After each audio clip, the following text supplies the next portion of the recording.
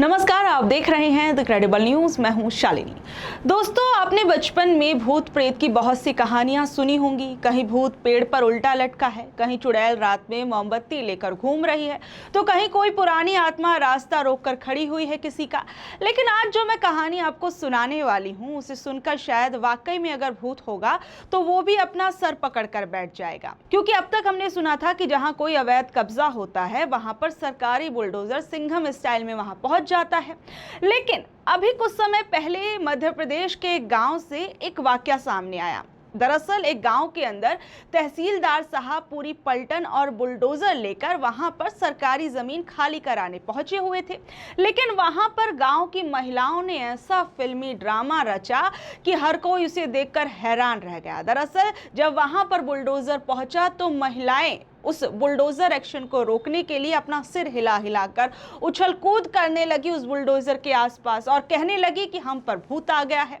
अब साक्षात भूत को देखकर सामने जो बुलडोजर के अंदर ड्राइवर बैठा हुआ था, वो डर के मारे ऐसा वहां से दुम दबाकर भागा और बाकी जो पूरी सरकारी टीम थी उसको भी उस जगह से दुम दबाकर भागना पड़ा। और डर के मारे आप समझ सकते हैं कि वो बुलडोजर एक्शन उस वक्त नहीं हो पाया। खैर, ये तो मध्य प्रदेश की बात थी, लेकिन अब आप सोचिए, देश चांद पर पहुंच गया, दुनिया एआई के अंदर आ गई है, लेकिन हमारे देश में बुलडोजर को आज भी भूत रोक लेता है। दोस्तों, वो तो पुरानी बात थी, वहां तो भूत सिर्फ बुलडोजर को रोक रहा था। लेकिन अब गुजरात की सूरत से जो नया मामला सामने आया है, उसमें कहा जा रहा है कि भूत ने ही 100 घरों पर बुलडोजर चला दिया। जी बिल्कुल ठीक सुन रहे हैं आप, और ना आपने सुनने में कोई गलती की है और ना मैंने बताने में कोई गलती की है। दरअसल इस बार मामला सूरत के नासिर नगर का है। यहाँ कोई छोटा मोटा ड्रामा नहीं हुआ। दिन दहाड़े सबके सामने कड़कड़ाती धूप में करीबन 100 गरीबों के मकानों को बुलडोजर चलाकर मलबे में बदल दिया गया। कई परिवार पल भर में बेघर हो गए, रास्ते पर आ गए। सब कुछ कैमरे में रिकॉर्ड हुआ, वीडियो बने, पुलिस खड़ी रही, बड़े बड़े सरकारी जो साहब थे वहां मौजूद रहे। लेकिन जब मोहल्ले वालों ने रोते बिलखते पूछा कि साहब, हमारे घर पर जो बुलडोजर आपने चलाया है वो किस आदेश पर चलाया है और ये किसने तोड़े, हमें ये तो बता दीजिए, इसकी अथॉरिटी किसकी थी, तो आप जानते हैं सरकारी दफ्तर के बड़े साहबों का जवाब क्या आया। नगर निगम के कमिश्नर साहब ने पूरे 13 दिन बाद मीडिया के सामने आते हुए कहा कि अरे, मुझे तो पता ही नहीं है कि मकान किसने गिराया, इसके लिए मैंने एक जांच कमेटी बना दी है। मतलब कमाल की कहानी है। दिन दहाड़े पीला पंजा चलता है, 100 घर जमींदोज हो जाते हैं और सबसे बड़े बॉस को ही नहीं पता कि बुलडोजर की चाबी किसके पास थी। तो क्या अब हम ये मान लें कि सूरत नगर निगम का बुलडोजर सुबह सुबह खुद ही नींद से उठा, चाय पानी नाश्ता करके ड्यूटी पर चला गया और 100 घर तोड़ दिया और वापस आकर चुपचाप गैराज में सो गया, या फिर उसे कोई सचमुच कोई अदृश्य भूत चला रहा था? आप देखिए, और इसमें एक और मजेदार बात देखिए, नगर निगम के दूसरे अधिकारी कैमरे पर आकर क्या कहते हैं। हमारी टीमें वहां घर तोड़ने नहीं गई थी, बल्कि सिर्फ सड़क नापने और सफाई करने के लिए गई थी। अरे भैया, अगर सिर्फ फीता लेकर सड़क नापनी थी और झाड़ू लगानी थी तो वहां इतनी भारी भरकम जेसीबी मशीनें, क्रेन और पुलिस की इतनी बड़ी फौज जो थी, क्या तमाशा देखने के लिए गई थी? और जब ये पूरा बवाल बढ़ने लगा तो लोकल बीजेपी विधायक विनोद मोराडिया जी जो हैं, वो अपना बयान जारी कर देते और कहते हैं कि वीडियो फुटेजेस में नगर निगम के बड़े बड़े इंजीनियर और पुलिस की स्पेशल टीम के बड़े साहब मौके पर खड़े होकर वहां पर बुलडोजर एक्शन होते हुए देख रहे हैं। और जब सब वहां पर मौजूद थे तो ये लोग झूठ क्यों बोल रहे थे? क्योंकि आप समझ सकते हैं कि कोई ये छोटी चीज नहीं है।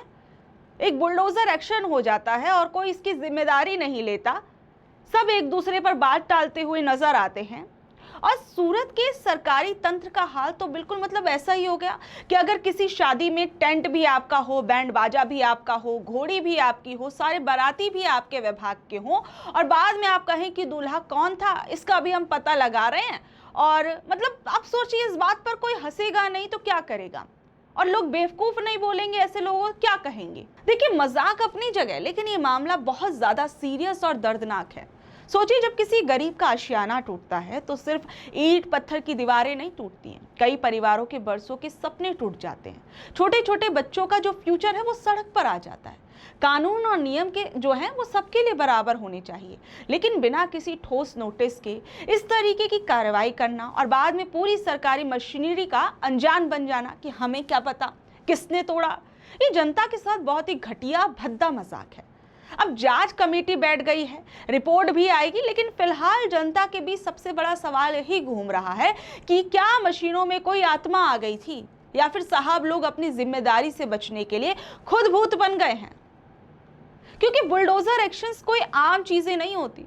जब किसी का आशियाना टूटता है तो उसके सपने लगातार भरभरा के गिर जाते हैं।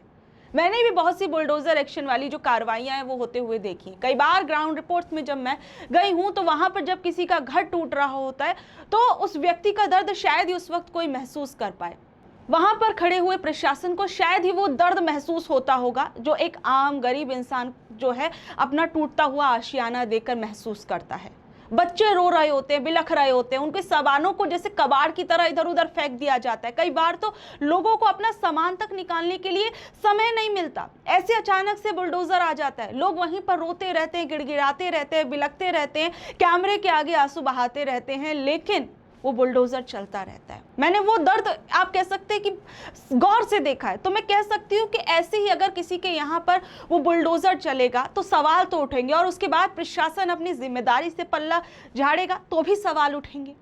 आपको मैं एक घटना बताती हूँ अभी हाल फिलहाल की। यूपी के गोंडा जिले के कर्नलगंज में शुक्रवार की शाम को सरकारी टीम ने सड़क किनारे से अवैध कब्जा हटाने के लिए एक अभियान चलाया। कर्नलगंज की एसडीएम को जो थी नेहा मिश्रा खुद अपनी टीम, नगर पालिका के कर्मचारी और भारी पुलिस बल को लेकर कटरा बाजार रोड पर पहुंच गई। वहां दुकानदारों ने सड़क की जमीन पर कब्जा करके चबूतरे बना रखे थे, टीन शेड डाले रखे थे, बांस बल्लियां गाड़कर रास्ता रोका गया था। कहा गया कि बहुत ज्यादा ट्रैफिक हो जाता है और इन लोगों ने अपनी दुकानों को बढ़ा बढ़ा के अवैध कब्जा किया हुआ है, ये प्रशासन की तरफ से दलील दी गई। लेकिन जब तोड़फोड़ शुरू हुई तो कुछ महिलाओं के ऐसे रोते बिलखते वीडियो सामने आए। तो सोचने वाली बात है कि जब ये लोग अपना सामान आगे बढ़ा रहे थे या सरकारी जमीनों पर कब्जा कर रहे थे, तब सरकार जो लोग थे प्रशासन के, वो आंखें मूंदे हुए क्यों बैठे थे? तब इन लोगों को क्यों नहीं रोका गया? आप देखिए, वो वीडियोस देखिए। आप 10 मिनट के केवल 10 मिनट समय चाहिए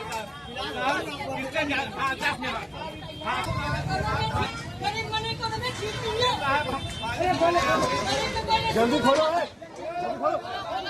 आगे बढ़ा ले जाओ, आगे लेके आगे बढ़ा ले जाओ, खोल ले भाई।